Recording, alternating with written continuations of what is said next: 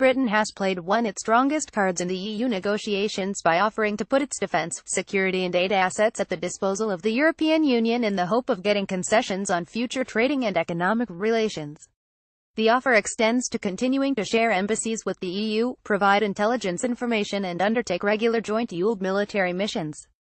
Issuing its position paper on defence and foreign policy relations with the EU after Brexit, the Defence Secretary, Sir Michael Fallon, said the UK was not seeking to blackmail the EU by threatening to withdraw security cooperation if it did not get the economic deal it wants. He told the BBC, "No, this isn't blackmail, this isn't a negotiating strategy. What we are doing, and everybody has asked for this, is to set out how we see the new partnership the day after Brexit. We want to fight terrorism together. It's vital. We are not making threats." The tone of the position paper, unlike Theresa May's Mansion House speech in February, makes no reference to a threatened end to UK defence cooperation, and instead presents its offer as based on the belief the UK has a historic deep belief in the same values that Europe stands for: peace, democracy, freedom and the rule of law. The paper says the UK would like to work with the EU on its defence missions, and help with operational planning and developing their mandate. It also sets out plans for continuing to contribute to the Commission's nascent European Defence Fund, including the European Defence Research Programme and the European Defence Industrial Development Programme.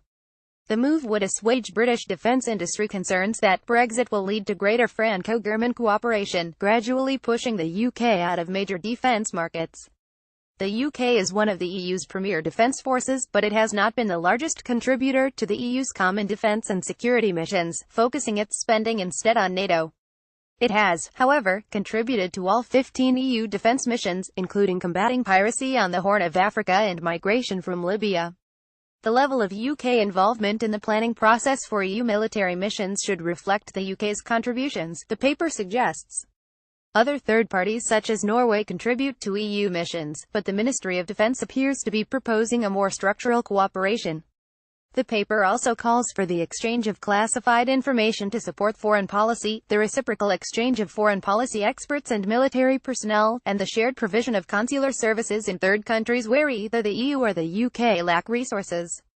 There is no explicit suggestion that some of the UK aid budget would be distributed through the EU, but officials said this was possible in the context of negotiations on a new EU development budget after 2020.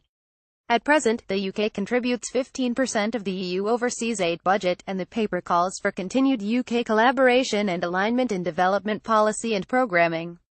On future diplomatic cooperation, the paper proposes the UK and the EU should have regular close consultations on foreign and security policy issues with the option to include joint positions on foreign policy issues. This could include cooperation on sanctions listing, including by sharing information and aligning policy where appropriate. In practice, a unilateral UK sanctions policy, against Russia for instance, would be largely ineffective, leaving Britain little option but to work alongside the EU and UN.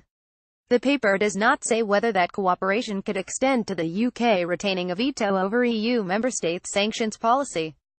But it points out that half the sanctions listings comes from the UK.